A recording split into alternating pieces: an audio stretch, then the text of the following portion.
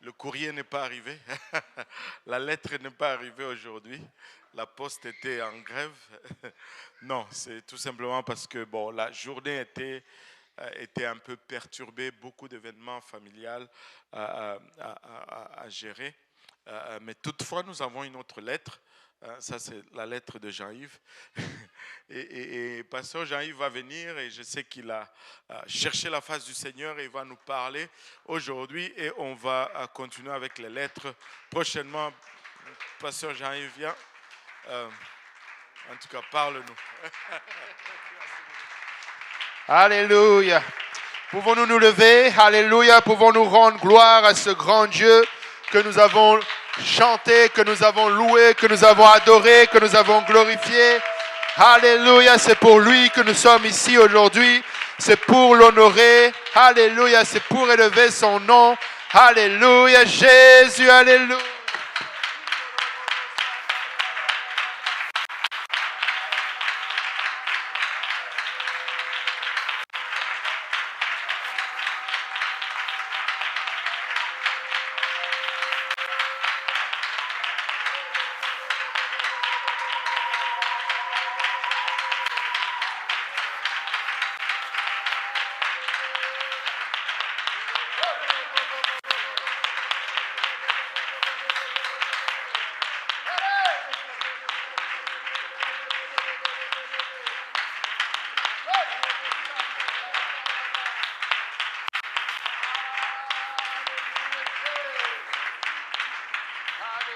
Jésus, alléluia. Merci Seigneur, alléluia. Alléluia, vous pouvez vous asseoir dans la présence du Seigneur, alléluia. Alléluia. Le son est bizarre, ça fait comme un écho, alléluia. Alléluia. Je suis un peu perturbé, je vous avoue, parce que je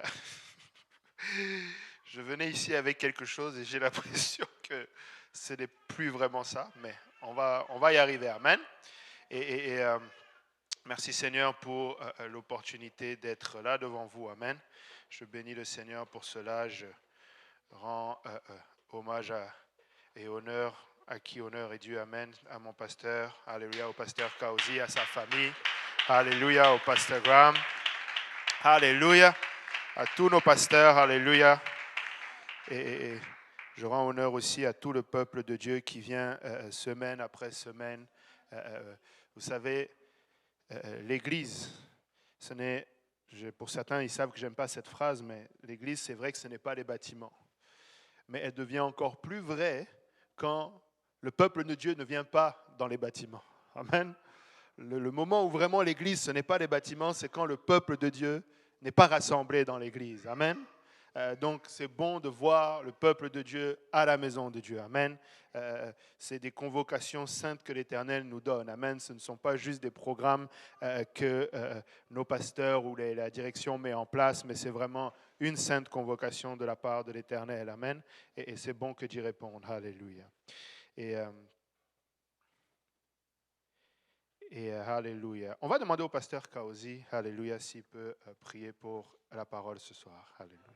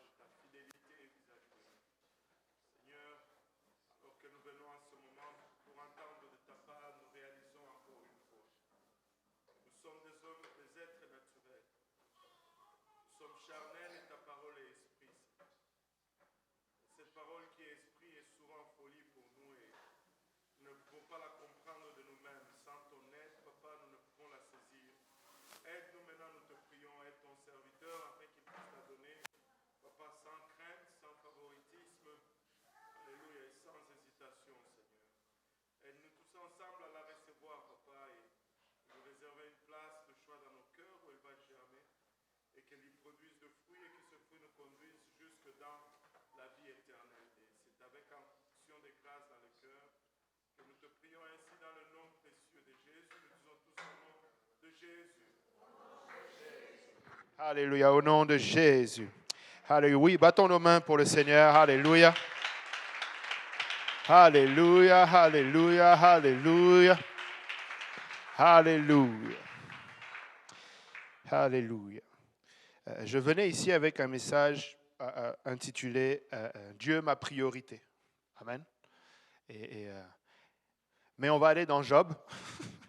Alléluia. Qui connaît l'histoire de Job ici? Amen. Qui aime l'histoire de Job ici? Amen. Il y a quand même des mains qui s'aiment. Qui voudrait être Job ici? Hey, moi j'aimerais bien être Job. J'aimerais pas ce qui arrive à Job, mais j'aimerais bien être Job. Hey, Job, Dieu a dit, as-tu vu mon serviteur, Job? Moi, j'aimerais que le Seigneur dise ça de moi, amen. Il est intègre, amen. Ouais, mais qu'il s'arrête à le dire. Amen. Ça dépend à qui il le dit, voilà. Ça dépend à qui il le dit, amen. Mais, alléluia. Et vous savez, nous servons un grand Dieu, amen. Et c'est cette atmosphère qui me pousse à aller dans Job 38, amen. Parce que, vous savez, Job, quand tu lis l'histoire, effectivement, ça commence avec un beau témoignage de la part de l'Éternel sur Job, amen.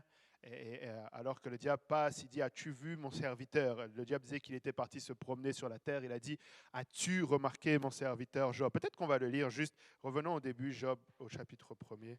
Et regardez un peu le contexte. Job 1, verset 6.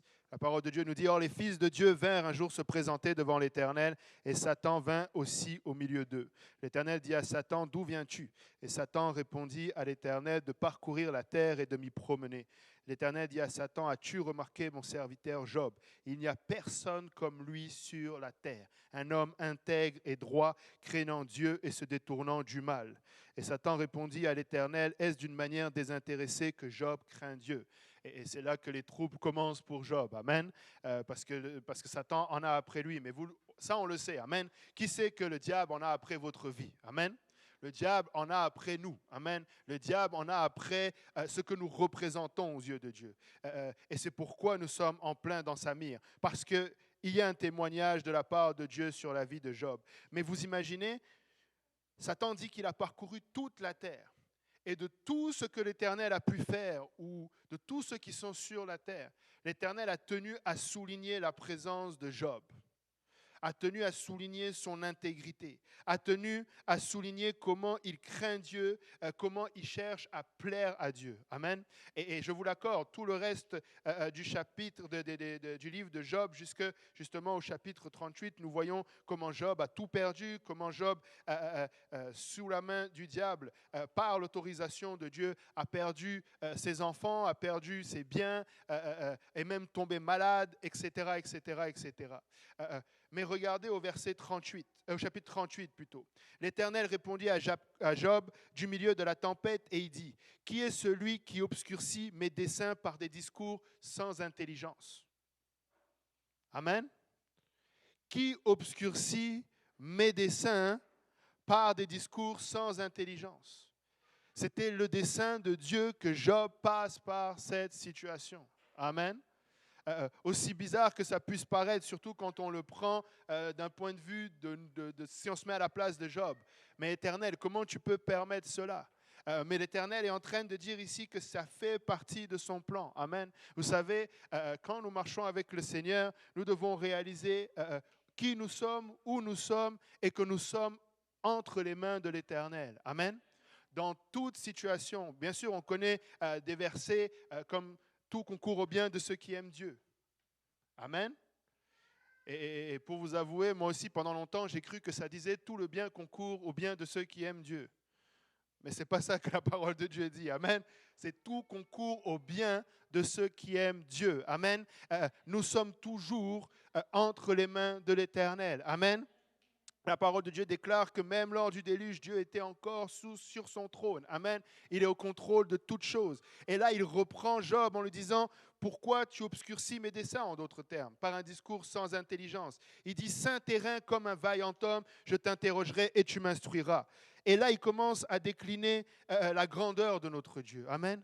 Nous venons de le chanter, que tu es grand. Amen. Mais parfois, il se peut que nous oublions combien il est grand. Amen. Surtout quand nous traversons des situations difficiles, nous oublions quand il est grand. Amen. Et nous n'avons pas besoin d'attendre d'être dans des situations difficiles pour réaliser combien il est grand. Amen. Nous devons nous rappeler en tout temps combien il est grand. Il dit, où étais-tu quand je fondais la terre? Dis-le si tu as de l'intelligence. Qui en a fixé les dimensions? Le sais-tu? Ou qui a étendu sur elle le cordeau? Sur quoi ses bases sont-elles appuyées? Ou qui en a posé la pierre angulaire? Alors que les étoiles du matin éclataient en chants d'allégresse et que tous les fils de Dieu poussaient des cris de joie. Est-ce que vous réalisez? Le Seigneur est en train d'utiliser un langage qui peut-être m'est un peu plus familier qu'à vous, mais il utilise des langages de construction. Tu sais, construire un bâtiment comme celui-là, pour des hommes, ça paraît waouh. Construire des gratte-ciel, construire des gros édifices. Ils ont fait la fête quand ils ont construit le pont Champlain. On a même le frère Christian ici qui a participé à cela. Ça paraît toutes des grosses structures. Mais l'Éternel utilise le même langage, ingénierie, parce qu'il a créé la terre. Amen. Il est en train de dire, où étais-tu quand je fondais la terre? Quand j'en ai fixé les dimensions. On a des ingénieurs ici, on a le frère Joël. Tu sais, on prend des plans ingénieurs en plus civils, des gros ouvrages. Il faut faire des calculs, s'assurer que ça passe bien. Et l'Éternel est en train de dire que quand il a créé la terre, c'était aussi simple que ça pour lui. Amen. Il lui dit qu'elle a étendu sur le cordeau. Il a mis les bases, il a posé la pierre angulaire. Et tout ça, il est en train de parler de la terre. Et regardez que tous les fils de Dieu poussaient des cris de joie. Pendant que l'Éternel était en train de construire, était en train de former la terre, toutes ces belles choses, les anges étaient derrière et ils poussaient des cris de joie. Amen. Ils voyaient à chaque manifestation de ce qui était en train de se passer, la grandeur de notre Dieu. Et ça, nous l'oublions. Quand nous lisons la parole de Dieu, on lit juste au commencement, Dieu créa les cieux et la terre était informe et vide. Ça devient comme presque une répétition. Chaque année, en début d'année, quand vous prenez votre charte de lecture, vous vous dites, bon, ça, je le connais. Mais dites-vous que pendant que vous le lisez, si vous vous projetez dans comment ça se passait, les anges étaient là, et à chaque fois que Dieu dit que la lumière soit, et la lumière fut, des cris de joie sont poussés. La grandeur de notre Dieu. Amen. Aujourd'hui, nous sommes là, nous devons prendre le temps de nous arrêter et de réaliser à quel point il est grand. Il dit, qui a fermé la mer avec des portes quand elle s'est lancée du sein maternel? La mer et le sein maternel. La fragilité d'un sein maternel et la mer. Le sein maternel, c'est là où le bébé est formé. Là. Cette petite tête fragile. Mais l'Éternel est en train de le comparer avec la mer. Amen. Qui ici aime la mer? Qui ici aime quand la mer est agitée? La mer est souvent agitée. Amen. Quand tu regardes la mer, là, ce qui fait vraiment impressionnant, c'est la façon dont les vagues montent. Quand tu regardes des images des tsunamis qu'il y a eu, même celui de Fukushima, vous savez que ce n'est pas le tremblement de terre qui a créé des problèmes au Japon. C'est le tsunami qui est venu après. Des vagues de 10 mètres de haut qui sont venus et qui ont ramassé toute la construction de l'homme. Des fois, tu vois comment la mer ou même certains fleuves sortent de leur lit et ils ramassent la création de l'homme, mais c'est grave. Tu vois des maisons tomber, c'est extraordinaire de voir cela. Amen. Et il continue, il dit, quand je fis de la nuée son vêtement, et de l'obscurité, c'est l'ange. Quand je lui imposai ma loi et que je lui mis des barrières et des portes. Quand je dis, tu ne viendras pas ici, tu n'iras pas au-delà, et ici s'arrêtera l'orgueil de tes flots. Amen. Nous, on n'arrive même pas des fois à faire obéir nos propres enfants. Tu lui dis, arrête, ils ne t'écoutent pas. Mais Dieu dit à la mer, tu t'arrêtes là. La mer s'arrête là. Amen. Je ne sais pas si, peut-être parce que souvent, pour ceux qui ont déjà été, moi quand j'étais enfant, on allait au bord de la mer à Marseille. Et puis tu regardes, tu as toujours l'impression que la mer veut venir. Tu sais, les vagues là, ça part et puis ça veut revenir, mais ça s'arrête toujours. Parce que Dieu a dit, tu t'arrêtes là. La puissance que c'est, tu t'arrêtes là. Est-ce que vous réalisez tout ce que nous avons ici, là, les lumières, etc. C'est Hydro-Québec, right? Hydro-Québec, c'est de l'hydroélectricité. Vous savez, c'est quoi l'hydroélectricité? C'est parce que l'homme met un barrage à cette force de l'eau. Il a créé une manière de retenir cette eau. Et à un moment donné, il la relâche dans un petit endroit, une turbine, pour que cette turbine puisse tourner et que l'électricité soit créée. Grâce à cette force, cette rage de l'eau. Mais Dieu dit juste à la mer, arrête-toi là, et elle s'arrête là. Amen. Rappelez-vous de notre Seigneur dans cette barque. La tempête s'est levée. Les apôtres pensaient qu'ils allaient mourir. Qu'est-ce que faisait notre Seigneur? Il dormait. Parce qu'il savait qu'il était au contrôle. Amen. Il savait que la mer n'allait rien arriver. Amen. Et comme l'a dit un de nos prédicateurs, vous savez pourquoi il dormait? Parce qu'il a dit, allons de l'autre bord. Amen. Il y a cette chanson qui dit, si la mer se déchaîne, n'aie pas peur. Parce qu'il n'a pas dit que tu mourras, il a dit allons de l'autre bord. Amen. Et le Seigneur aujourd'hui ne vous a-t-il pas fait une promesse? Amen. Ne vous a-t-il pas dit qu'un jour vous serez avec lui au ciel? Amen. Est-ce que vous pensez réellement qu'une maladie, une situation, un problème quelconque va empêcher Dieu d'accomplir sa promesse? Amen. S'il a dit qu'il est parti nous préparer une place auprès de son Père, c'est que nous allons être avec lui ce jour-là. Amen. Et il a dit qu'il viendra, que tout œil le verra. Amen. Que son Église ira auprès d'elle et ce jour-là arrivera. Amen. Il est un grand Dieu. Amen. Rien ne peut arrêter l'Éternel. Amen. Rien ne peut arrêter l'Éternel. Il continue, il dit, pour qu'elle saisisse les extrémités de la terre et que les méchants en soient secoués, pour que la terre se transforme comme l'argile qui reçoit une empreinte et qu'elle soit parée comme d'un vêtement, pour que les méchants soient privés de leur lumière et que le bras qui se lève soit brisé. As-tu pénétré jusqu'aux sources de la mer? T'es-tu promené dans les profondeurs de l'abîme? Les portes de la mort t'ont-elles été ouvertes? As-tu vu les portes de l'ombre de la mort? As-tu embrassé du regard l'étendue de la terre? Parle si tu sais toutes ces choses. Où est le chemin qui conduit au séjour de la lumière? Et les ténèbres, où ont-elles leur demeure? Peux-tu les saisir à leurs limites et connaître les sentiers de leur habitation? Tu le sais, car alors tu étais né et le nombre de tes jours est grand. Es-tu parvenu jusqu'aux amas de neige? As-tu vu les dépôts de grêle que je tiens en réserve pour les temps de détresse, pour les jours de guerre et de bataille? Par quel chemin la lumière se divise-t-elle et le vent d'Orient se répand-il sur la terre? Qui a ouvert un passage à la pluie et a tracé la route de l'éclair et du tonnerre, pour que la pluie tombe sur une terre sans habitants, sur un désert où il n'y a point d'homme, pour qu'elle abreuve des lieux solitaires et arides et qu'elle fasse germer et sortir l'herbe? Là, quand tu regardes ça, tu peux tenir un discours contre tous ceux qui prétendent que l'homme est en train de détruire la terre. Tu peux te tenir devant eux et leur dire, voilà l'argument qui prouve que c'est Dieu qui est au contrôle de toutes choses. Amen. Ce n'est pas l'homme qui prend la décision de faire pleuvoir ou de ne pas faire pleuvoir. Amen. C'est Dieu qui fait pleuvoir. Amen. C'est Dieu qui retient la pluie ou qui donne la pluie. Amen. C'est lui qui est au contrôle de toutes choses. N'avez-vous jamais entendu des témoignages de volcans en éruption? Je ne sais plus, le dernier, c'était, je pense, bon, je ne veux pas dire de bêtises, mais... des gens étaient en train de prier et la lave a contourné la maison où les gens étaient en train de prier. Amen.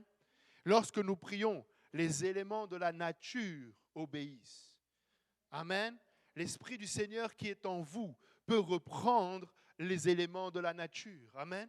Je suis sûr qu'ici, il doit y avoir des témoignages parmi vous de gens qui ont vécu. Je me rappelle le frère Eric, le frère du pasteur Benji. Il était en train de conduire sur la route. Et il y avait un camion devant lui avec des gros billots de bois, des troncs, des énormes troncs d'arbres de bois. Et le Saint-Esprit lui dit, sors là, alors que ce n'était pas sa sortie. Il a obéi, il est sorti. 2 secondes plus tard, le camion perdait tout son chargement sur l'autoroute. Et lui, il était juste derrière. Mais le Seigneur a vu cette chose que le pasteur venait de le dire. Avant même que cela n'arrive, le Seigneur avait vu cela et a prévenu son fils. Amen. Nous n'avons rien à craindre. Amen. Regarde ton voisin, dis-lui, nous n'avons rien à craindre.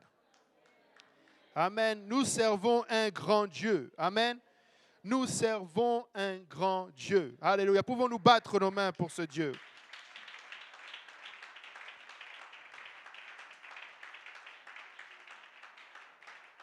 Alléluia. Verset 33, il dit, connais-tu les lois du ciel? Règles-tu son pouvoir sur la terre? Élèves-tu la voix jusqu'aux nuées pour appeler à toi les torrents d'eau? Lances-tu les éclairs? Partent-ils? Te disent-ils, nous voici? je pense que c'était mon fils aussi qui m'avait posé cette question-là. Vous savez que si on arrivait à prendre, je crois, un seul éclair et à emmagasiner son énergie, là, ça suffirait pour, je ne sais pas combien d'années d'électricité sur Terre. Là. 3 ans. Un seul éclair. Un seul. Un seul. 3 ans sur toute la Terre. 3 ans. Et des fois, quand tu vois des orages, là, il y en a qui les comptent même. Chaque fois que ça sonne, 1, 2. C'est ce grand Dieu que nous servons. Qui a mis la sagesse dans le cœur ou qui a donné l'intelligence à l'esprit? Qui peut avec sagesse, alléluia, compter les nuages et verser les outres des cieux pour que la poussière se mette à ruisseler et que le menottes de la terre colle ensemble? Amen. Et ça, c'est l'Éternel qui parle avec Job. Amen. Mais j'aime un autre passage où l'Éternel rend témoignage de lui-même. Allons dans Ésaïe. Ésaïe 43. Ésaïe 43, à partir du verset 1, il dit « Ainsi parle maintenant l'Éternel ». Regarde ton voisin, dis-lui, c'est l'Éternel qui parle. « Ainsi parle maintenant l'Éternel qui t'a créé, ô Jacob, celui qui t'a formé, ô Israël. Ne crains rien car je te rachète, je t'appelle par ton nom, tu es à moi. » Est-ce que quelqu'un ici a l'Esprit du Seigneur en lui? La parole de Dieu dit que si tu as l'Esprit de Christ en toi, tu lui appartiens. Amen. Il peut tenir le même discours avec toi. Amen. Il peut dire, tu es à moi. Il dit, si tu traverses les eaux, je serai avec toi. Et les fleuves, ils ne te submergeront point. Si tu marches dans le feu, tu ne te brûleras pas et la flamme ne t'embrasera pas. Le discours qu'il a dit à Job en disant que tu n'avais le contrôle sur rien de tout cela, Dieu est en train de dire que même si tu es au milieu de cela, moi je suis avec toi. Il dit, car je suis l'Éternel, ton Dieu, le Saint d'Israël, ton Sauveur. Je donne l'Égypte pour ta rançon, l'Éthiopie et Saba à ta place, parce que tu as du prix à mes yeux, parce que tu es honoré et que je t'aime. Je donne des hommes à ta place et des peuples pour ta vie. Ne crains rien, car je suis avec toi. Je ramènerai de l'Orient ta race et je te rassemblerai de l'Occident. Ésaïe 43, verset 10. Au cas où vous pensiez que parce que comme il avait dit Israël et Jacob avant, ça ne vous concerne pas. Il dit, vous êtes mes témoins, dit l'Éternel, vous et vos serviteurs que j'ai choisis, en parlant de Jésus-Christ.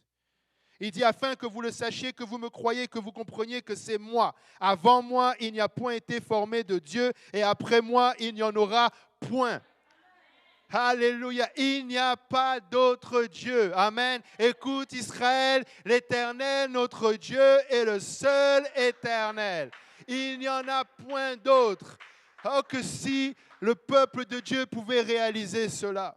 Si nous pouvions arrêter, il n'y a pas d'autre Dieu. Même les idoles dans votre famille, c'est du vent.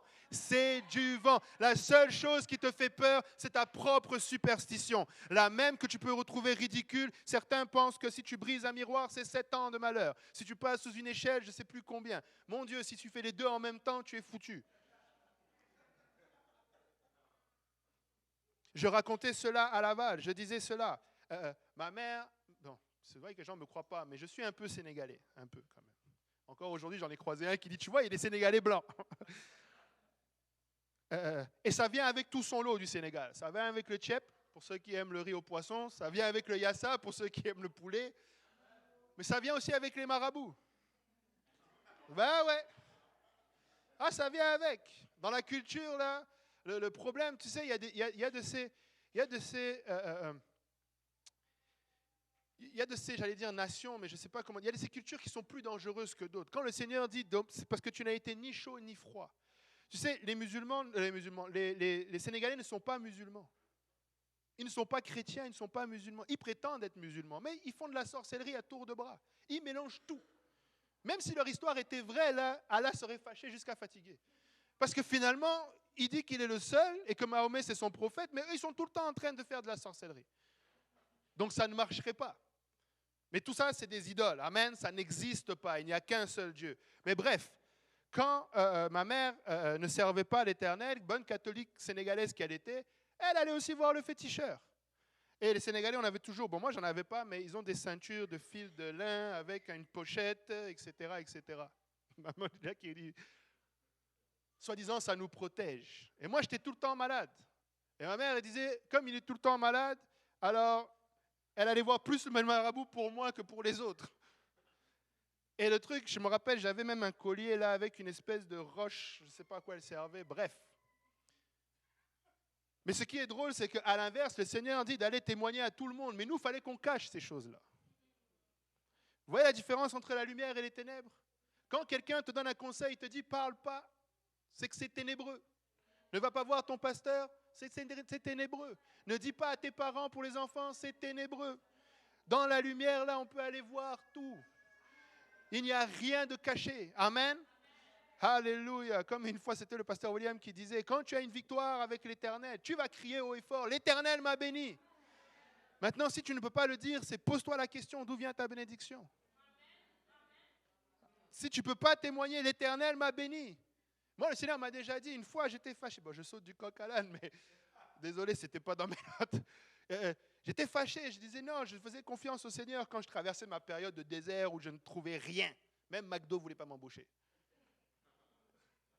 Même McDonald's, flipper des burgers, là, il me disait non. Tu sais. Je disais, Seigneur, je te fais confiance. Et des fois, je me fâchais, je disais, Seigneur, moi, je vais aller postuler. Je sais, si je mets mon CV, je vais trouver du travail. Il dit, oui, vas-y. Mais ne dis pas que c'est moi qui t'ai béni. C'était ça le deal. Il m'a dit, vas-y. Mais ne va pas dire que c'est moi qui t'ai béni. Et là, je disais, bah non, je ne peux pas alors. Parce que je veux que ce soit la bénédiction de l'Éternel qui m'enrichisse. Parce qu'elle n'est suivie d'aucun chagrin. Je ne me permets pas, ne laisse pas au diable de te mentir dans les oreilles. Oh, mais c'est une bénédiction. Non, si ce n'est pas de l'Éternel, ça ne va pas t'enrichir. Elle sera suivie d'un chagrin. Et laissez-moi vous dire, l'Éternel peut envoyer sur toi un problème qui va ne pas te mettre dans le chagrin. Je ne sais pas si vous m'avez compris. Le Seigneur peut t'envoyer droit dans le mur. Il peut t'envoyer plein pot dans le mur. Est-ce que ça venait de l'Éternel? Oui.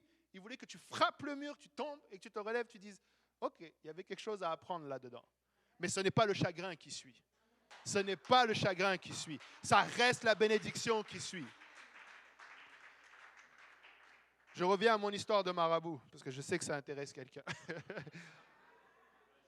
Ma mère était donc ma mère faisait ces histoires-là. Elle avait une espèce de pieu, bref, elle faisait ces incantations là-dessus.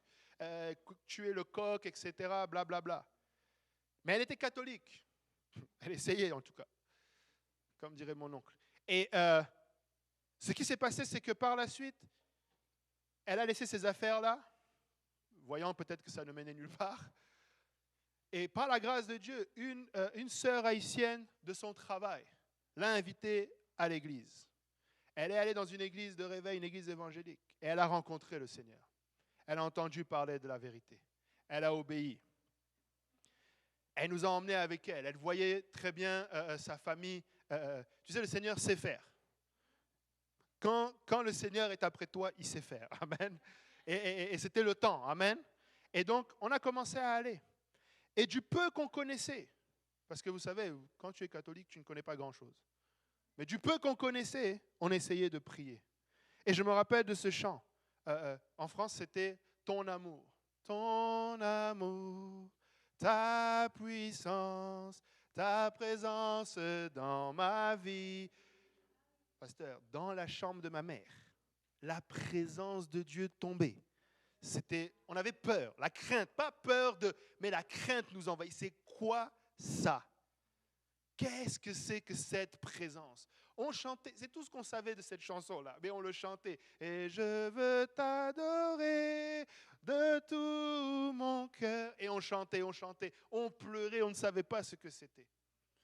Et Dieu commençait à travailler dans nos vies, à travailler dans mon foyer, dans la maison de ma mère. À l'entrée de la maison de ma mère, dans son appartement, il y avait un placard. Et c'est là qu'elle avait rangé le soi-disant autel à cette idole qui était là. Et ça faisait des années qu'elle n'y avait pas touché. Mais vous savez, la lumière chasse les ténèbres. La lumière chasse les ténèbres. Ce n'est pas les ténèbres qui prennent la place, c'est la lumière qui prend la place. Si tu veux que les ténèbres diminuent, augmente la lumière. Il n'y a pas d'autre choix. Ces temps-ci, le Seigneur me le met à cœur et me le remet et me le remet. Arrêtons de nous fatiguer à chasser les ténèbres.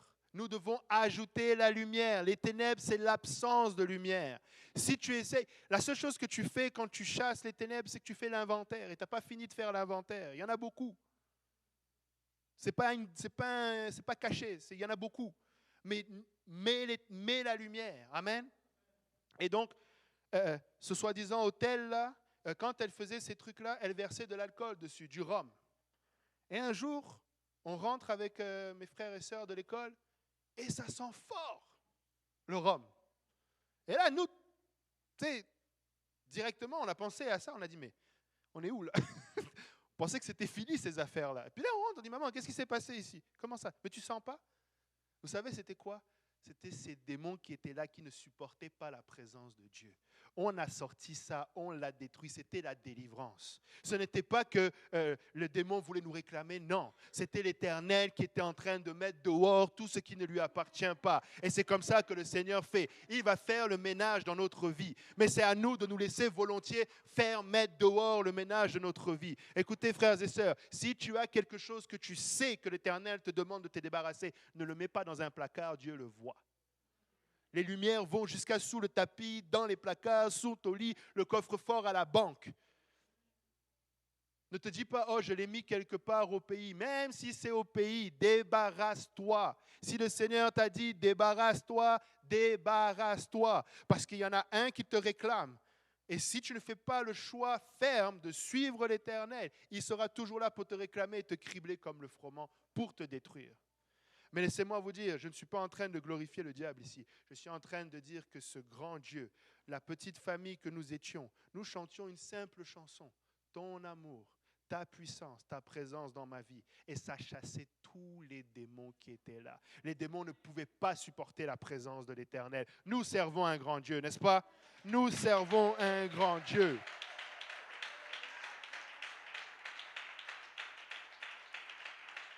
Alléluia.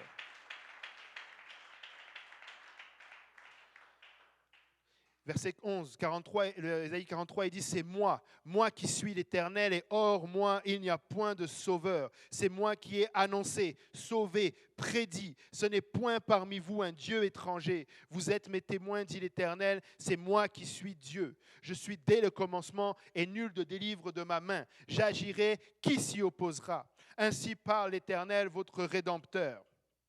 Alléluia.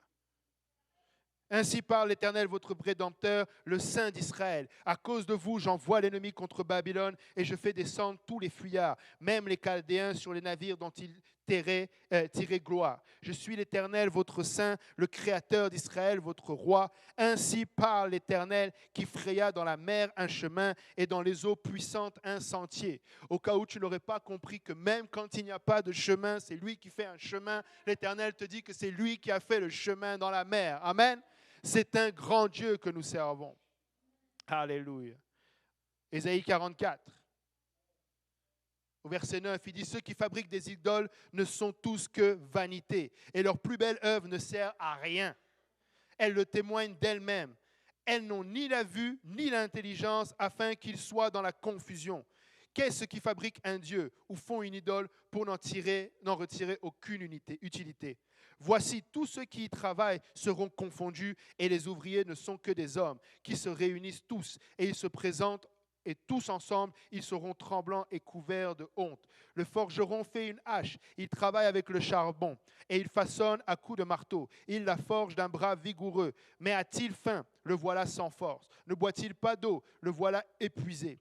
Le charpentier étend le cordeau, fait un tracé au crayon, façonne le bois avec un couteau et marque ses dimensions avec le compas. Et il produit une figure d'homme, une belle forme humaine, pour qu'elle habite dans une maison. Il se coupe des cèdres, il prend des rouvres et des chênes et fait un choix parmi les arbres de la forêt. Il plante des pins et la pluie les fait croître. Ces arbres servent à l'homme pour brûler. Il en prend et il se chauffe. Il met aussi le feu pour cuire du pain. Il en fait également un dieu qu'il adore. Il en fait une idole devant laquelle il se prosterne. Il brûle au feu la moitié de son bois et avec cette moitié, il cuit de la viande. Il apprête un rôti et se rassasie. Il se chauffe aussi et dit, « Ha ha, je me chauffe, je vois la flamme. » Et avec le reste, il fait un dieu, son idole. Il se prosterne devant elle. Il l'adore, il l'invoque, il s'écrie, « Sauve-moi, car tu es mon Dieu. » Ils n'ont ni intelligence ni entendement, car on leur a fermé les yeux pour qu'ils ne voient point et le cœur pour qu'ils ne comprennent point. Il ne rentre pas en lui-même. Il n'a ni l'intelligence ni le bon sens de dire, « J'en ai brûlé la moitié au feu, j'ai cuit du pain sur les charbons et j'ai rôti de la viande et j'en ai mangé et avec le reste je ferai une abomination, je me prosternerai devant un morceau de bois. » Il y a deux façons de voir ce passage-là. Il y a la façon théologique où tu prends du recul et tu te rassures toi-même en te disant, moi, je ne fais pas d'idole, j'aime et j'adore l'Éternel des armées seulement. Mais si tu regardes, et je t'invite à le relire à la maison, chaque fois, l'Éternel est en train de montrer que dans les derniers temps, les gens se marieront leurs enfants. Il est en train de montrer une chose, c'est que ce qui n'est pas péché au départ devient une idole. Il est en train de dire que nous sommes là, nous faisons des choses, nous avons un travail, nous avons des projets, nous achetons, mais à la fin, nous nous prosternons devant ces mêmes choses. À la fin, ce sont ces mêmes choses qui deviennent des idoles dans nos vies, puisque nous leur donnons la première place. Puisque nous pensons aujourd'hui que si jamais tu devais faire entre un compromis à ton travail et suivre la parole de l'Éternel, tu préfères faire un compromis à ton travail. Parce que c'est devenu ton idole. C'est elle qui paye ton loyer. C'est elle qui te pourvoit pour ta nourriture. Tu es dans un quartier où tu sais que tu ne devrais pas être. Mais tu restes dans ce quartier-là. Parce que c'est devenu ton idole. Parce que tu te dis où est-ce que je vais aller. Tu n'as plus confiance dans l'Éternel. Tu ne penses plus que c'est lui qui te sauve. Tu ne penses plus que c'est lui qui te pourvoit. Et pourtant, nous servons un grand Dieu qui peut toutes choses. Si nous pouvions réaliser à quel point c'est lui qui donne ces choses-là, il n'est pas impressionné. Amen. Il n'est pas impressionné. Nous devons, et là j'ai l'impression que je rebascule dans mon message d'aujourd'hui, nous devons faire de l'Éternel notre priorité. Vous savez, une histoire dans la parole de Dieu qui déclare la grandeur de Dieu, et je sais que beaucoup aiment cette histoire, c'est dans 1 Roi chapitre 18, quand Élie fait tomber le feu, quand le feu de l'Éternel tombe, parce qu'Élie a invoqué le feu de l'Éternel. Nous aimons voir comment l'Éternel s'est montré grand, comment l'Éternel s'est montré majestueux à travers cela. Mais il y a deux choses dans cette même histoire qui m'ont marqué, et que le Seigneur m'avait dit de partager avec quelqu'un aujourd'hui. Le premier, dans 1 Roi 17, du verset 8 à 16, nous voyons, je vais le lire. Alors la parole, c'est 1 Roi 17, verset 8 à 16.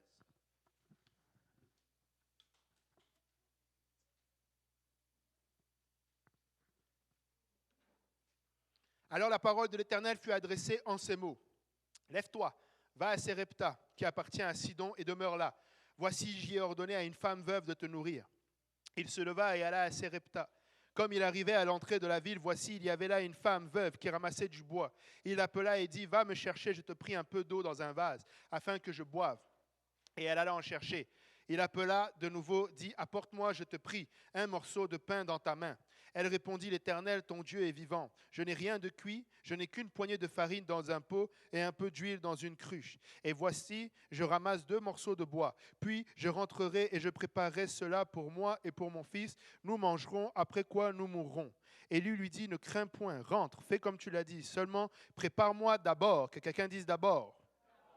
Prépare-moi d'abord avec cela un petit gâteau et tu me l'apporteras. Tu en feras ensuite pour toi et pour ton fils. Car ainsi parle l'Éternel, le Dieu d'Israël. La farine qui est dans le pot ne manquera point et l'huile qui est dans la cruche ne diminuera point jusqu'au jour où l'Éternel fera tomber de la pluie sur la face du sol. Et elle alla et elle fit selon la parole d'Élie. Et pendant longtemps, elle eut de quoi manger, elle et sa famille, aussi bien qu'Élie. La farine qui était dans le pot ne manqua point et l'huile qui était dans la cruche ne diminua point selon que l'Éternel avait prononcé par Élie. Waouh! L'histoire, vous la connaissez, c'est que Élie avait prononcé que la pluie ne tomberait pas, sauf sur sa parole. Et la pluie avait cessé. L'Éternel avait d'abord envoyé Élie au torrent de Kérit. Et il lui avait donné, il s'abreuvait du torrent et il était nourri par les corbeaux. Et le torrent a tari, l'eau a terminé. Et là, cette fois-ci, c'est là que l'histoire commence, où l'Éternel lui dit, va cette fois-ci à Sérepta. Mais il y a une chose qui est intrigante. Il voit la femme veuve qui ramasse du bois. Il l'appelle, il lui dit, va me chercher, je te prie, un peu d'eau. Dans un contexte de sécheresse, l'eau est rare. Mais pourtant, il dit, va chercher un peu d'eau. Dans un vase, emmène-moi, je vais boire. Elle y va. Mais après, quand il lui dit, va me faire, apporte-moi, je te prie, un morceau de pain dans ta main, là, elle met les freins. Dans un cas de sécheresse, l'eau est rare. L'eau potable, en tout cas. Peut-être qu'il y a encore des torrents qui sont alimentés, mais l'eau potable, il n'y en a pas beaucoup. Mais vous voyez, elle savait que l'eau, ça ne dépend pas d'elle. Mais par contre, elle se pensait bonne intendante de sa farine et de son huile. Elle était capable de faire confiance à l'homme de Dieu pour l'eau, mais pas sur les choses qui allaient nourrir elle et son fils. Elle avait la main fermée sur ce qui était à elle, possession à elle. Parce que l'eau, c'est dans le puits, ce n'est pas à elle. Elle va chercher, c'est Dieu qui a pourvu. Dieu pouvait pourvoir pour l'eau en cas de sécheresse, mais est-ce que Dieu pouvait aussi pourvoir pour la farine et l'huile? Là, ça devenait plus compliqué à croire. Là, tu as le vieil homme qui se réveille, qui commence à dire, oui, mais attends, le pasteur, il parle toujours de donner, comme si c'était pour lui qu'il disait de donner.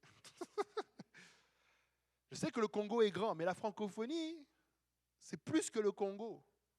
Donc quand le pasteur fait une levée de fonds pour la francophonie, arrêtez de voir le Congo comme si c'était que pour lui. Et je sais que s'il était sénégalais, vous auriez pensé que c'était pour le Sénégal. S'il était mauritanien, vous auriez pensé que c'était pour la Mauritanie. Si on fait des levées de fonds, c'est pour le royaume des cieux. Et j'ai un scoop pour vous. Dieu n'a pas besoin de notre argent. Le grand Dieu depuis tout à l'heure qu'on parle là, il n'a pas besoin. Quand il fallait payer l'impôt là, il a dit allez, prenez le premier poisson. Peut-être que les autres aussi en avaient, mais il a dit prenez même le premier. Ça va suffire. Dieu n'a pas besoin de notre argent. Mais Dieu ne veut pas que l'argent soit notre idole. La raison pourquoi nous n'arrivons pas à donner, c'est parce que cet argent est une idole.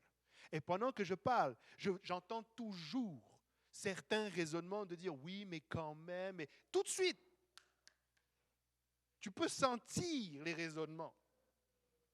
Je vous dis, tu peux les entendre, je vois les calculs dans les têtes. Oh, mais oui, mais quand même, oui, mais... Vous savez, je ne vais pas faire un cours de fiscalité, mais vous savez pourquoi le gouvernement a mis l'impôt à la source? Parce qu'il ne vous fait pas confiance. Il sait que s'il vous laisse, vous n'allez pas payer à la fin.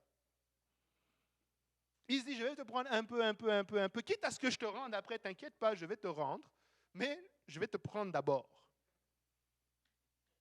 Mais vous savez, ça ne marche pas comme ça avec l'Éternel. C'est le diable qui possède une âme. Mais Dieu ne se force pas. Tu dois vouloir le Saint-Esprit. Et avec ton argent, ça va toujours être la même chose. Tu vas choisir de donner ta dîme. Tu vas choisir de donner tes dons. Tu vas choisir de mettre l'Éternel en priorité. C'est toi qui vas choisir. Et vous savez, quand tu frappes un mur, ce n'est pas l'Éternel qui te punit ou qui veut te réveiller. C'est ta cupidité qui t'a perdu.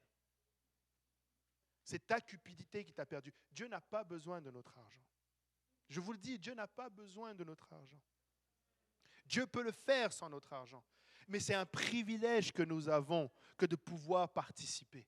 De dire, Seigneur, tu me bénis avec la farine et avec l'huile. Seigneur, si tu as besoin, je vais donner. Et je vais donner d'abord à Dieu.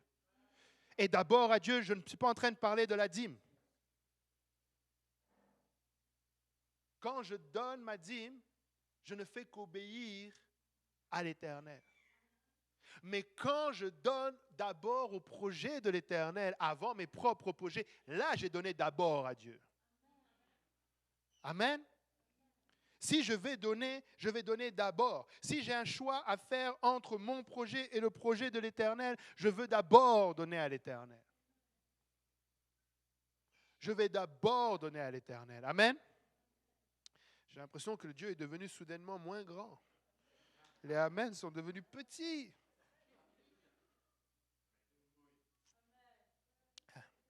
Vous savez,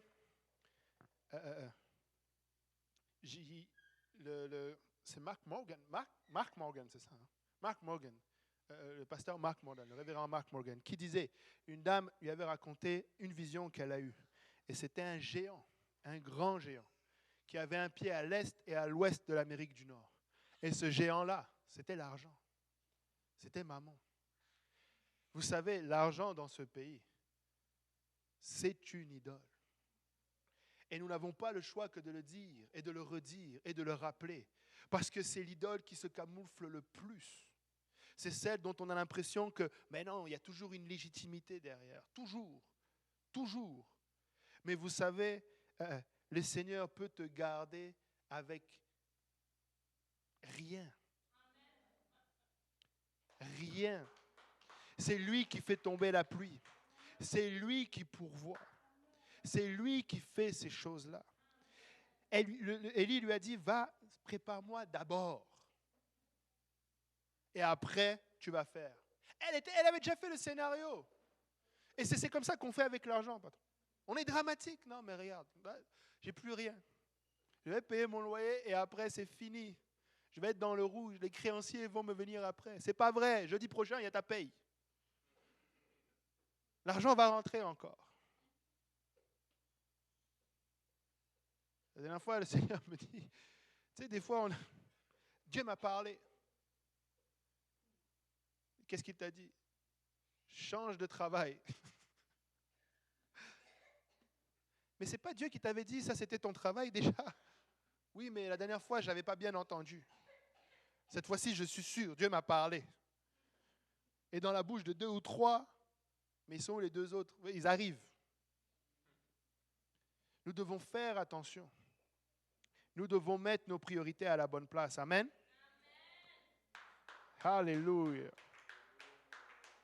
Vous savez, le mot d'abord qui était là, dans le verset, c'est le verset 13. C'est le même mot que nous avons lu dans Ésaïe 44. Ainsi par l'Éternel, le roi d'Israël et son Rédempteur, l'Éternel des armées, je suis le premier et je suis le dernier. C'est le même mot. Si nous allons faire de l'Éternel la priorité, nous allons le faire dans chaque aspect de notre vie. Amen. Nous devons en faire la démonstration à Dieu. Amen. Nous devons le démontrer. Seigneur, j'avais un programme, mais tu es ma priorité. Amen. Tu dois établir ton programme. Amen. Laisse-moi te donner un conseil pour ne pas juste dire que je frappe quelqu'un. Tu veux que l'Éternel devienne la priorité dans ton programme. Je vous dis ce qu'on m'a dit et ce que j'ai fait et qui a marché. Tu prends ton programme, tu l'effaces, complet. Tu l'effaces, tu ne laisses rien. Même pas ton travail. Ne laisse rien. Parce que peut-être que ton travail aujourd'hui est une embûche. Quand je suis venu au Canada, mon travail était une embûche. Je travaillais les fins de semaine. Donc j'ai dû même oublier mon travail. J'ai effacé tout. Et tu mets tes priorités. Dimanche, j'ai mon culte à 13h. J'ai un autre service à 18h. Samedi à 19h, c'est la prière. Ça, c'est le minimum, là. Ça, c'est le minimum. Une fois que ça, c'est mis, je rajoute mercredi. Je viens, je mets mercredi 19h. Ça, c'est le minimum, un peu plus. Et une fois que j'ai fait ça, là maintenant, je regarde mon travail. Est-ce que ça rentre ou est-ce que ça ne rentre pas? Et si ça ne rentre pas, change de travail. Change de travail. Ne dis pas je changerai, change. Il faut que tu prennes la décision. Il faut que ça devienne pourquoi je te dis change. Je ne t'ai pas dit démissionne, j'ai dit change.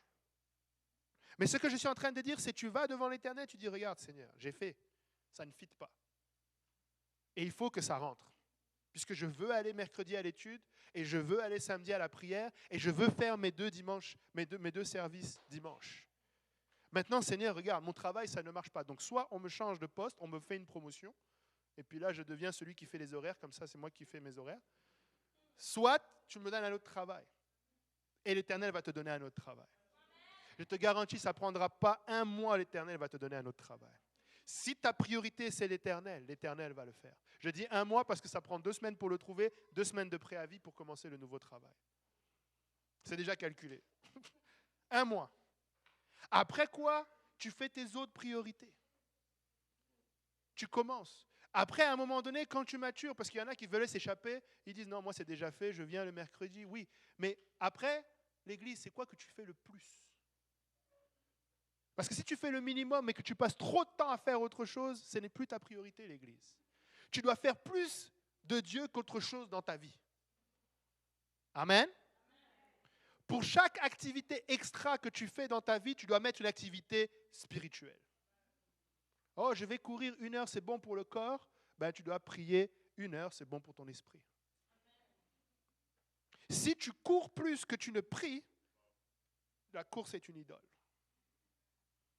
Si tu étudies plus tes examens que la parole de Dieu, tes examens sont une idole.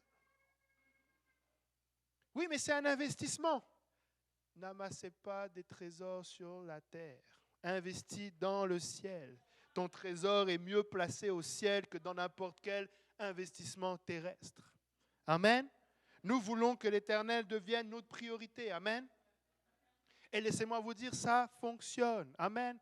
Dans les finances, c'est pareil.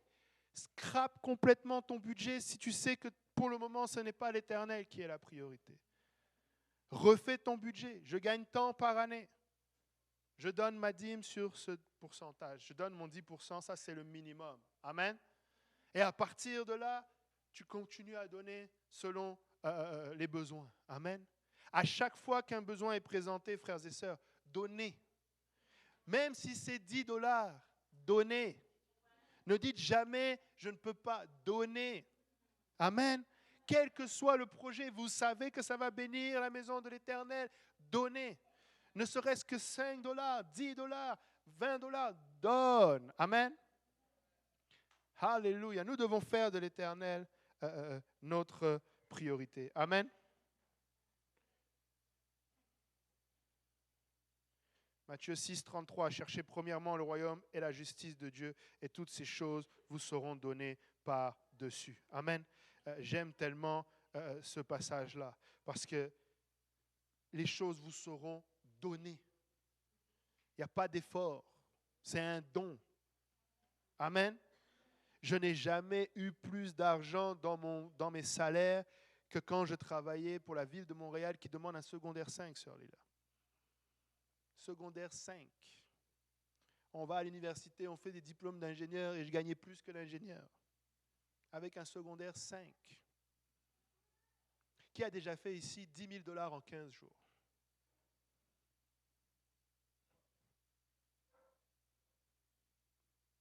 $10 000 en 2 semaines. Vous vous rendez compte? Pendant des vacances. Je tiens à préciser. Allez travailler pour la ville, ça paye bien.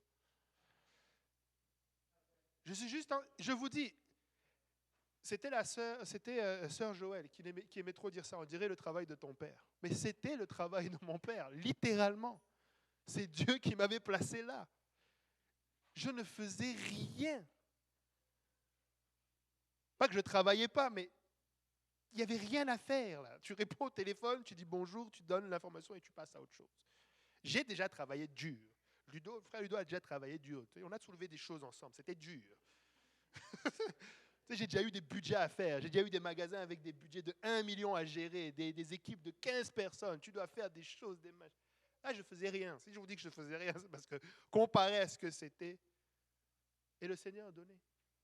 J'avais des rendez-vous pour l'église. Patron, je travaillais. Il y a eu l'inondation à l'église de l'Est. suis allé voir mon boss, 2 heures du matin. J'ai dit, il y a une inondation à l'église. Il dit, vas-y. Et j'y allais. C'était littéralement le travail de mon père. Parce que c'est Dieu qui me l'avait donné. C'était Dieu qui me l'avait donné. Je ne faisais... Je vous dis, ce n'est pas que j'ai fait quelque chose d'exceptionnel. Rien. Même quand j'ai fait l'entrevue, le patron était là. C'était le travail de mon père. Je ne sais pas comment vous le dire autrement, là. Je ne faisais rien. Tu viens à l'entrevue, on te dit, franchement, ne change rien, c'est parfait ce que tu fais. J'ai dit, t'inquiète pas. Il y avait des conférences. On arrive, c'était la conférence francophone où le frère Almon était venu. Et il nous avait enseigné le mercredi, il avait dit, vous pouvez être systématique. Il dit, c'est bon de suivre les schémas. Il avait dit, pour que quelqu'un reçoive le Saint-Esprit, tu viens, tu avances avec lui, tu vas à côté, tu le salues, tu lui dis, ton nom c'est Jean-Yves, je me rappelle mot pour mot. Il dit, mon nom c'est Jean-Yves et toi c'est quoi? La personne te répond. Tu lui demandes, est-ce qu'elle a le Saint-Esprit? Si elle te dit non, tu lui dis, est-ce que tu veux qu'on prie? Elle te dit oui, tu lui dis, on va prier une prière de repentance. Après quoi, tu vas lever les mains et le Seigneur va te remplir et tu vas parler en d'autres langues selon que l'Esprit te donne de t'exprimer.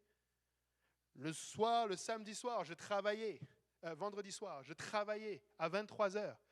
J'avais dit à ma femme au début du service, j'espère que j'aurai le temps de faire l'appel à l'hôtel. Je dois être à mon travail à 23h. Il est 22h, il y a l'appel à l'hôtel. Je dis, Seigneur, mes pasteurs m'ont toujours dit, c'est le moment le plus important, là. Je ne peux pas partir, là. Pourquoi je suis venu tout le long, là? Je dis, ok, on va être pragmatique. Je suis allé à l'hôtel, j'ai trouvé quelqu'un, je dis, bonjour, c'est quoi? Moi, c'est Jean-Yves, ton nom c'est? Je ne me rappelle plus très bien. Il me dit son nom. Je dis, as-tu reçu le Saint-Esprit? Il me dit, non, pas encore. Je dis, on va prier la prière de repentance. Tu vas lever tes mains, tu vas adorer le Seigneur, il va te remplir du Saint-Esprit et tu vas parler en d'autres langues. On a prié la prière de repentance, il a levé les mains, il a reçu le Saint-Esprit, il a parlé en d'autres langues. Ça s'est passé 2-3 fois comme ça. 22h20, je suis rentré dans ma voiture, je suis parti on est parti à la maison. Il fallait que j'aille redéposer ma famille à la maison. J'ai déposé ma famille à la maison, il était 22h40 à peu près. Je suis parti au travail. Croyez-moi pas, tous les feux étaient verts. Toutes les lumières étaient vertes.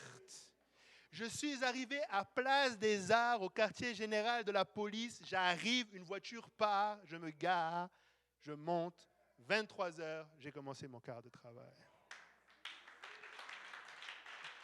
L'Éternel, c'était ma priorité. Ce n'était pas l'argent, ce n'était pas ces choses-là, c'était ma priorité.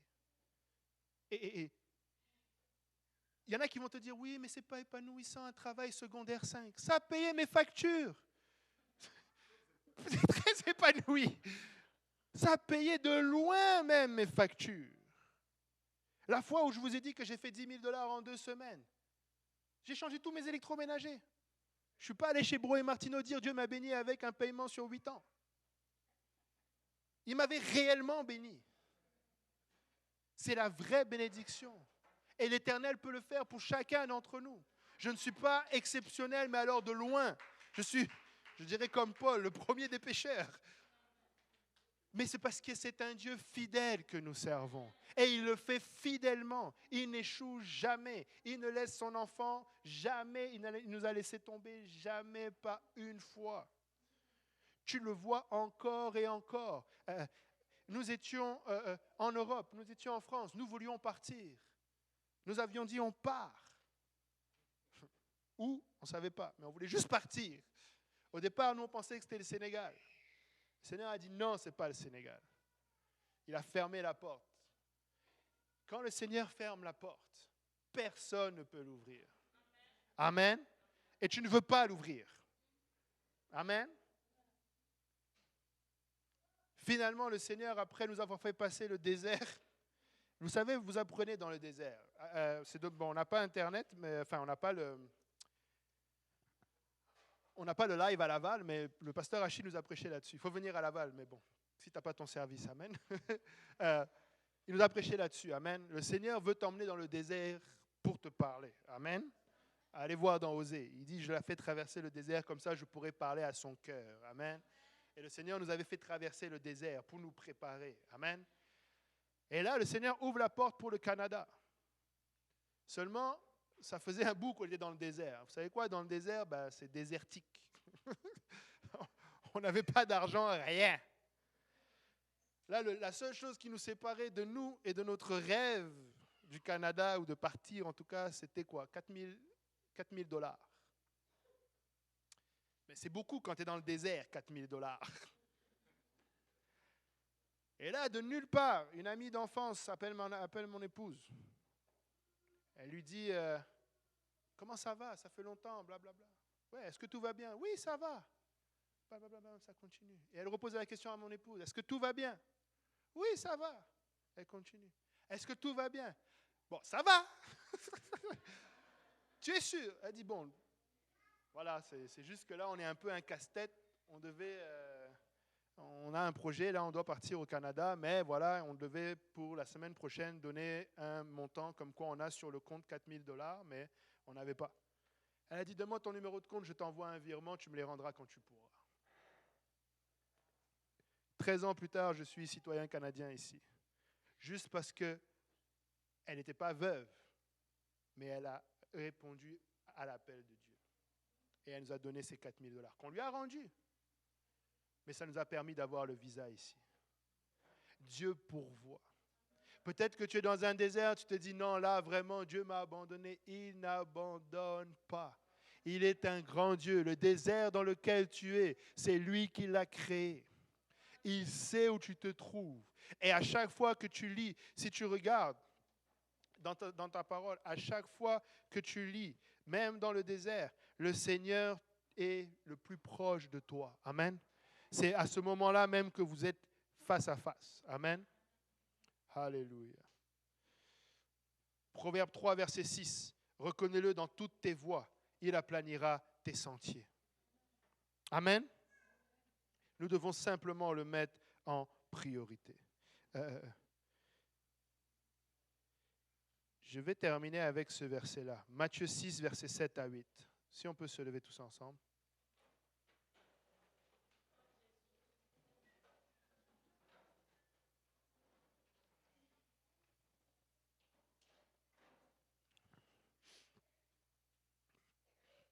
Matthieu 6, verset 7 et 8, il dit « En priant, ne multipliez pas de vaines paroles, comme les païens qui s'imaginent qu'à force de paroles, ils seront exaucés. Ne leur ressemblez pas, car votre Père sait de quoi vous avez besoin avant. » Que quelqu'un dise « avant ». Avant que vous le lui demandiez. Le mot là, « avant », c'est le même mot, mais en grec, que le d'abord. C'est une allocution grecque pro, P-R-O, qui veut dire en premier, en priorité. Ce que ça veut dire, c'est ce que le pasteur Kaozi a dit tout à l'heure. Avant même que tu ne le saches ou que tu passes dans ton problème, le Seigneur a déjà mis ta provision à ton besoin. Avant que la situation ne se présente, le Seigneur avait déjà mis la provision pour ton besoin. Mais très souvent, la raison pour laquelle nous passons à côté, c'est parce que nous n'avons pas mis l'Éternel en priorité dans notre vie. Si nous le mettons premier, alors les prémices de tout ce qu'il a pour nous, nous allons les rencontrer le long du chemin. Mais si nous le laissons derrière, nous avançons à l'aveugle. Et c'est là où nous frappons les murs. Et c'est là où nous tombons dans les trous, dans les pièges, etc. Mais laisse-moi te dire que là où tu es, si tu fais de l'Éternel ta priorité, tu vas voir qu'il a mis, toi aussi, il t'a mis en priorité. Amen. Pouvons-nous battre nos mains pour le Seigneur? Alléluia. Alléluia, alléluia, alléluia, alléluia. Alléluia, alléluia, alléluia. Oh Jésus.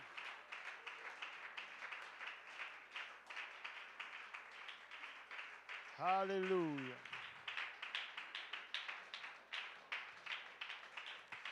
Alléluia. Est-ce qu'il y a une question par rapport à ce que j'ai dit? Est-ce que quelqu'un s'interroge? Soyons ouverts, on est en famille. Est-ce que quelqu'un a une interrogation, une question, il a de la difficulté? Vous êtes sûr? Parce que moi, le Seigneur m'a mis à cœur de vous poser la question. Parce que depuis que je suis là, je me suis dit, comment je peux poser... Je sais que ce n'est peut-être pas une question technique, là. Mais est-ce que vous avez quelque chose avec lequel vous luttez? OK. Oui? OK. Vas-y, dis-moi, s'il y a un domaine, on va prier pour. C'est pour prier, c'est pas pour... C'est pour nous édifier, pour qu'on puisse prier pour cela. Dis-nous. Oui, j'ai besoin. Je ne parle pas bien le français parce que C'est pas grave. j'ai besoin d'être prière parce que Dieu m'a dit venir au Canada. Mais je passe mon désert là. Je peux décourager parfois mon mari, ma maison, ma famille. Tout ça, parfois, j'ai envie d'abandonner. Et le samedi passé, j'ai rencontré un frère dans l'église de l'Est. Le frère m'a vraiment parlé. Aujourd'hui encore, j'ai besoin de prière, s'il vous plaît. On va prier. Est-ce que quelqu'un d'autre veut saisir l'opportunité?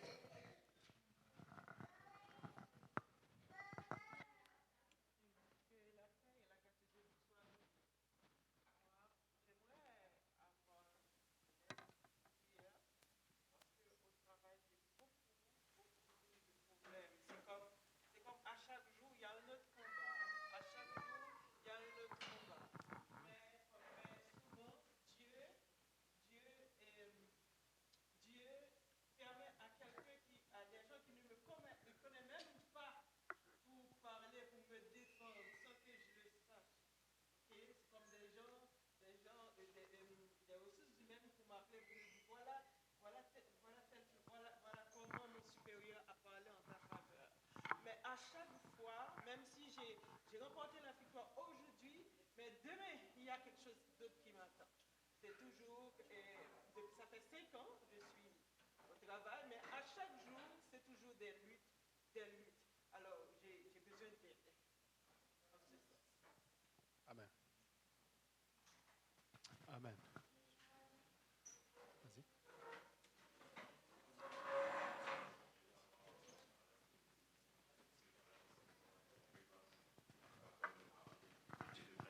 Notre attitude lorsqu'on traverse les déserts. On doit être honnête avec le Seigneur. Quand on traverse le désert, là, tu l'apprends avec les psaumes. Tu vois l'attitude de David.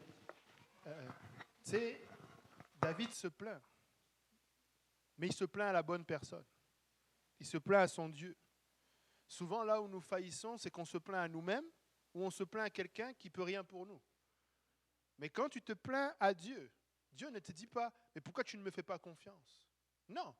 Il commence à te rappeler ses bontés et qu'il ne t'abandonne pas. Et sa présence se manifeste. Et tu vas commencer à changer ta plainte en louange. Et c'est pourquoi David changeait sans arrêt sa plainte en louange. Il dit, mais je sais que mon Dieu est vivant. Je sais que mon Rédempteur vit. Mais il ne cachait pas. Nous ne devons jamais cacher nos émotions à notre Dieu. Nous devons être c'est même pas que nous devons, il sait notre cœur. Amen. Mais souvent, c'est parce que nous avons l'impression peut-être que nous ennuyons le Seigneur avec nos... Non. Quand tu vas voir Dieu, tu lui dis, j'ai mal. Le Seigneur lui-même, dans le jardin de Gethsémane, il a dit, je ne veux pas. Il a dit, éloigne de moi cette coupe si cela est possible. Mais seulement pas ma volonté, mais ta volonté. C'est juste, c'est pas grand-chose, mais c'est cette petite phrase qui peut tout changer. Seigneur, ça me fait mal, mais je veux passer parce que je sais que tu es là. Et tu vas voir que l'attitude va être la bonne. Je me retenais, mais c'est plus fort que moi. Même si j'étais la seule personne ce soir à venir au service, l'Éternel a agi, il a montré sa grandeur. Tout ce que vous avez raconté là, c'est moi ça. Tout l'après-midi. J'avais mal à la tête, j'ai mal, je ne voulais pas venir au service. Mais je me dis, attends, regarde, je sais qu'il y a quelque chose de plus fort qui m'attend, de grand qui m'attend, je vais venir avec les enfants. Et là, vous ne parliez que pour moi, que pour moi, que pour moi. Mais le hic, ce n'est pas vraiment un hic, mais c'est bon d'avoir toujours cette assurance. Dieu parle tantôt de diverses manières. On comprend, on essaie d'obéir, mais l'ennemi parle aussi.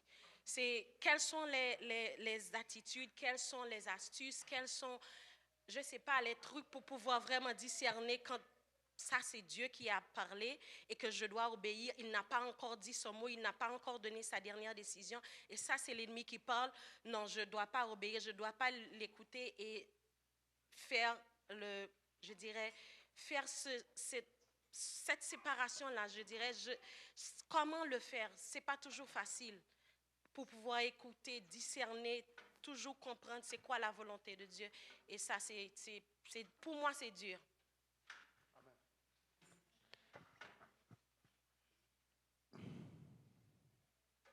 Il y a deux choses. C'est que ça répond par rapport à notre sœur qui disait par rapport à la situation. Là où je vois par rapport à ça, des fois, le problème aussi, c'est que pour résumer les deux, je pense que ça répond les deux la même chose, c'est que pour plus entendre la voix de Dieu, il ne faut pas chercher à entendre une autre voix. Tu sais, Dieu n'est pas un Dieu de confusion. S'il l'a dit une fois, c'est sur ça que je me retiens. Parce que des fois, le problème, c'est qu'on sait clairement ce que la parole de Dieu dit ou ce qu'il y a à faire. Mais c'est comme on veut aller chercher une confirmation. Et la confirmation, c'est ce qu'il a dit. Même si tu cherches la confirmation, ça va aller dans le même sens. Mais quand on cherche, c'est comme si on cherche à trouver ce qui ne va pas confirmer, en fait. Je ne sais pas si vous me suivez. Et c'est là où la confusion rentre. Et la voix de Dieu est claire. Par exemple, dans le cas de notre sœur, l'Éternel, il élève quelqu'un pour te défendre. Donc, peu importe ce qui arrivera, sois confiante. L'Éternel va... Écoutez, il n'y a pas... C'est même un gage. C'est peut-être pour ça qu'on a commencé avec Job. C'est même un gage que tu as un témoignage devant l'Éternel. Le diable, il ne lui reste plus beaucoup de temps. C'est pourquoi, aujourd'hui, on préfère, du moins d'après ma lecture, et je pense que c'est ça, patron, tu me dis si je me trompe, mais on préfère insister sur des subtilités telles que la sanctification, parce que pour certains, ça paraît accessoire. Mais le diable, pourvu que tu es perdu, tu es perdu.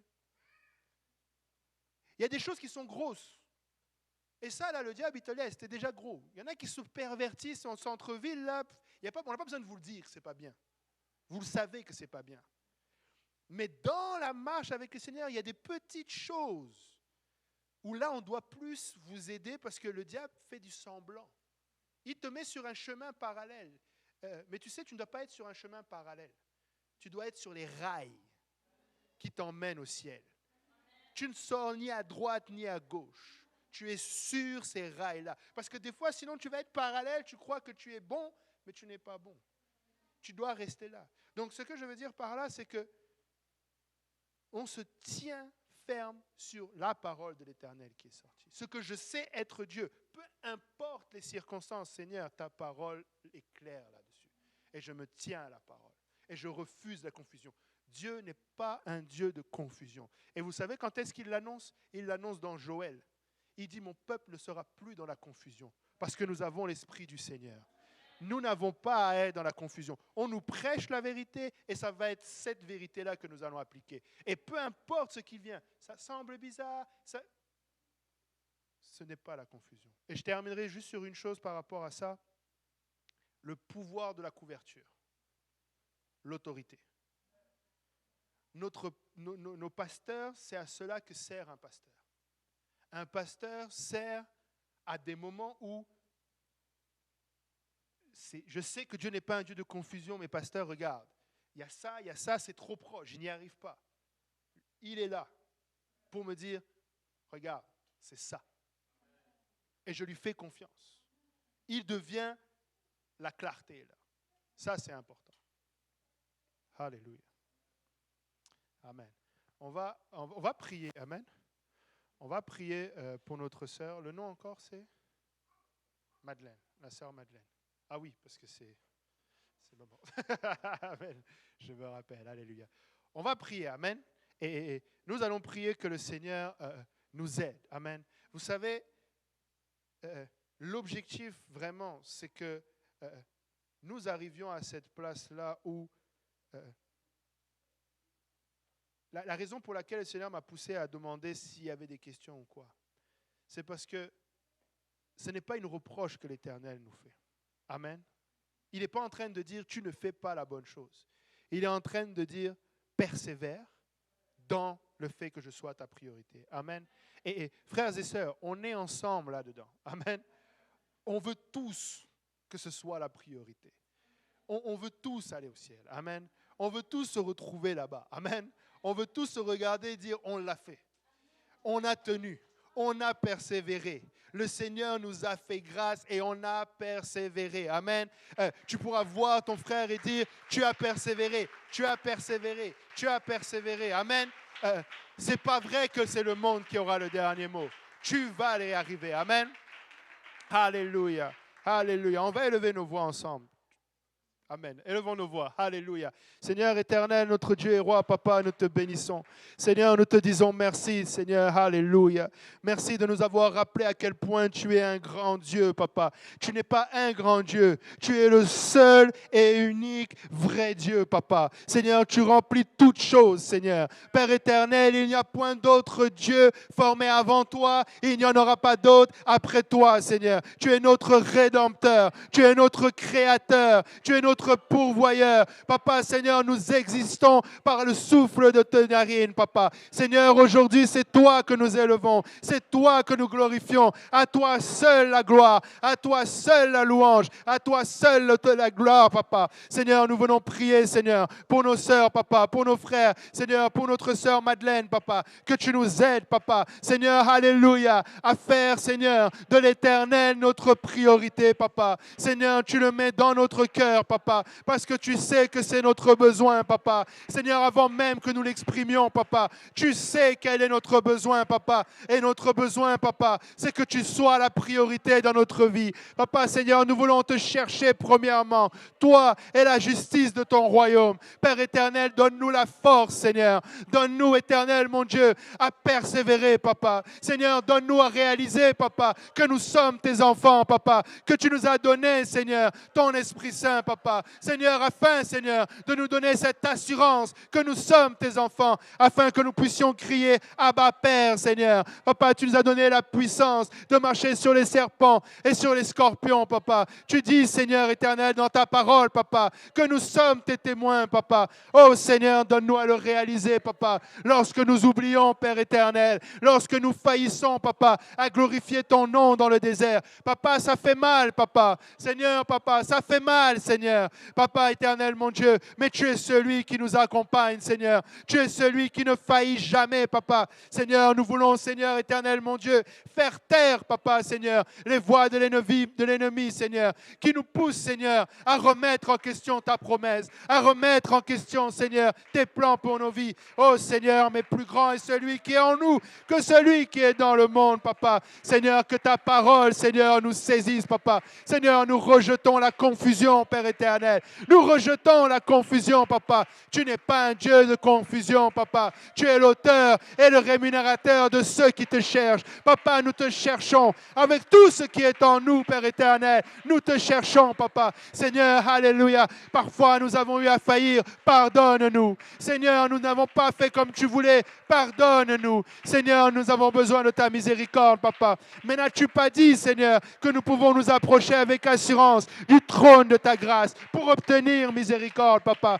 Oh Seigneur, regarde mon frère, regarde ma sœur, aide-le, papa, aide-le, Seigneur. Donne-nous à discerner, Père éternel. Donne-nous à discerner, papa, et à prendre les bonnes décisions, papa. Aide-nous, Seigneur, que ta parole, Seigneur, alléluia, soit, Seigneur, en nous, dans notre cœur. Donne-nous le désir de prier. Donne-nous le désir de te chercher. Donne-nous le désir de sonder tes Écritures, parce que nous savons que c'est de cela que nous avons besoin. Oh, Père éternel, soutiens mon frère. Oh, Père éternel, soutiens ma sœur. Oh, Père éternel, nous avons besoin de de toi. Tu es un grand Dieu, papa. Tu es le seul et unique, papa. Il n'y en a point d'autre à tes côtés. Tu es le commencement et tu es la fin de toutes choses. Tu es l'alpha et l'oméga, papa. Le premier et le dernier. Le commencement et la fin. Le rocher des âges. L'Éternel des armées est ton nom. Alléluia, Jésus. Pouvons-nous glorifier ce Dieu? Peux-tu élever le nom de l'Éternel en ce lieu? Peux-tu magnifier le nom de l'Éternel en ce lieu? Il est le Tout-Puissant. Il est l'Éternel, le Tout-Puissant, le redoutable. Sa voix fait trembler le désert. Sa voix fait trembler le désert de Kadès. Il brise les cèdres du Liban. Il les fait bondir comme des veaux. Alléluia, Jésus. Oroboko sandatia taraba. Ekerebe shenderebe korobo sondo. Ikorobo yandara babashanda. Alléluia, alléluia. Oh rabashanda yarababa. Quelqu'un devrait dire, ne te réjouis pas, mon sujet, ô mon ennemi. Alléluia, alléluia. Oroboko sandatia tarababa shenderere. Erebe sandatia taraba. Alléluia.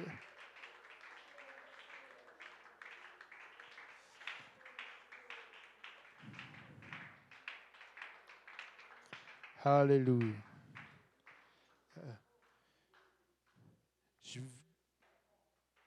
Si quelqu'un, peut-être que quelqu'un un jour regardera ce message en ligne et qu'il sache une chose. Quand c'est quelqu'un qui s'est éloigné de la maison de Dieu et qui est comme pris par la honte pour revenir à la maison de Dieu. Dis-toi une chose, quand on te voit à la maison de Dieu, ce n'est pas un jugement qui tombe sur toi. Enfin, ce n'est pas un jugement qui vient dans notre cœur, mais c'est la joie de te voir à nouveau persévérer. C'est la joie. Quand on voit quelqu'un qui ne vient pas régulièrement, nous ne sommes pas en train de se dire « Ah, le revoilà ». Jusqu'à quand? Non, c'est de se dire, il a rembarqué. Il a rembarqué. On est reparti. Hier, on était 11, aujourd'hui, on est 12. Demain, on sera 13, après, on sera 20 et on va refaire des dégâts. Il a persévéré. Et le jour où je vais tomber, je veux me relever encore et je veux venir persévérer. Je veux venir et persévérer. Ne laisse pas la honte t'envahir. Mais persévère, relève-toi, remonte, on va revenir et on repersévère. Que le Seigneur vous bénisse. Alléluia.